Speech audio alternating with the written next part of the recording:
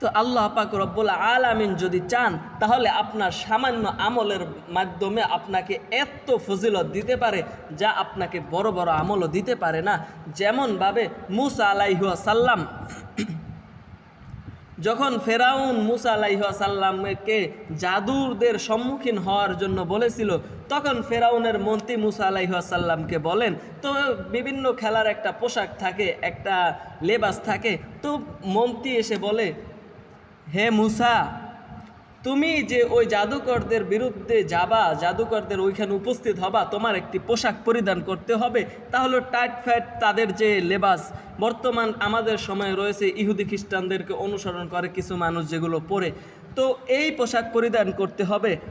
তখন মুসা আলাইহিস সালাম বলেন যে আমি আমার এই ঢিলাঢালা পোশাকেই যাব, যদি ভালো লাগে তাহলে তোমরা কিছু কইরো, আর ভালো না লাগলে কইরো না। এরপরে ওই মন্ত্রী তো বলল ঝামেলায়, তাহলে এখন কি করা যায়? এরপর জাদুকরদেরকে বলল, হে জাদুকর, তোমরা মুসা আলাইহিস সালামের পোশাককে ধারণ করো, কারণ তাহলে তো ফেরাউন বুঝতে পারবে যে এটাই মনে হয় এই খেলার পোশাক, এই খেলার লেবাস। অতঃপর জাদুকররা ওই পোশাক অবলম্বন করলো। অবলম্বন করার পর যে ওই মুসা আলাইহিস সালামের লাঠি সাপটি সব সাপগুলো খেয়ে ফেললো। অতঃপর ওই জাদুকররা মুসলমান হয়ে গেল। এই ঘটনা আপনারা সবাই জানেন কম বেশি। তো মুসা আলাইহিস সালাম যেহেতু একটু রাগান্বিত বা অন্য ধরনের মন মেজাজি ছিল, তো মুসা আলাইহিস সালাম আল্লাহকে বলতেছে, হে মালিক, তুমি পাঠিয়েছো ফেরাউনের কাছে, কিন্তু তুমি আমার দলের আওতাধীন করে দিয়েছো এই যে জাদুকরদেরকে, কেন?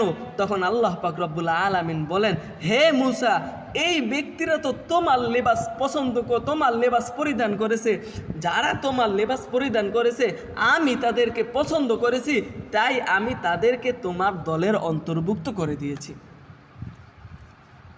তো এই যে আমরা বুঝতে পারি যে আল্লাহ পাক রব্বুল আলামিন ছোট ছোট আমলকেও এত বড় করে দেখেন, যেগুলো আপনার জীবনকে পাল্টে দেওয়ার জন্য যথেষ্ট।